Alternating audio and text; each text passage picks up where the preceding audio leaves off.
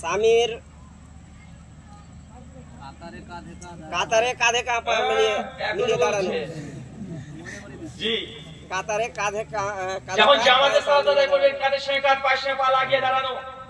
নিচ থেকে কাতারকে সোজা সাপটা করে নেওয়া, কাতারের মধ্যে ফাঁকা যেন না থাকে। বাস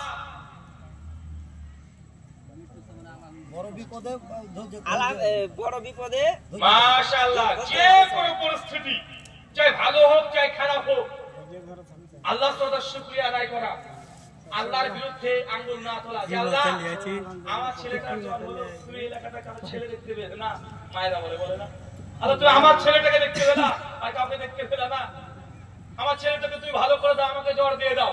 কত বড় দরদ দেখেছেন? এটা আদর্শ মায়ের কথা নয়। যখন ছেলে অসুস্থ হবে, আল্লাহ বলতে, আল্লাহ তুমি আর শাফি, তুমি সুস্থতা দানকারী, তুমি অসুস্থতা দিয়েছ আল্লাহ, আমি এই 2 রাকাত সালাত আদায় করলাম তোমাকে খুশি করার জন্য। আল্লাহ তুমি আর শাফি, তুমি সুস্থতা দানকারী, আমার সন্তানকে তুমি সুস্থ দাও, সুস্থতা করো, তার কল্যাণ দাও, তার হায়াতে বারাকা নাজিল করো, তার হায়াত তুমি অনেক লম্বা করে দাও, হায়াতে তৈয়বা দান করো। মাকে এভাবে দোয়া করতে সন্তানের জন্য। তোমরা 5টা পেয়েছেন ইনশাআল্লাহ। চলেন আমি 5টা আরেকবার আপনাকে বলে দিই। 1, মসজিদ নির্মাণ করা, মসজিদের জন্য দান সাদাকা করা। 2, প্রতিদিন 12 রাকাত সুন্নাত নামাজ পড়া। 3, বলেন আপনারা বলতে থাকেন, কাঁধের সঙ্গে কাঁধ, পায়ের সঙ্গে পা লাগিয়ে কাতারকে সোজা করে দাঁড় করানো।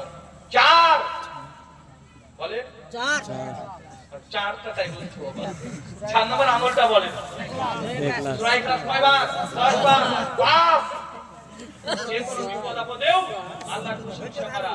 এই 5টা আমল যদি আপনার আমলনামায় থাকে, কবরে যাবেন ইনশাআল্লাহ, সহজ হয়ে যাবে। আমার তো বেশি জান্নাতে আগে আপনার যদি ঘর নির্মাণ করে রেখে দিবেন। আল্লাহ এই 5টা আমলের যে কোনো একটা আমল করার তুমি তৌফিক দান করে সকল বলি আমিন।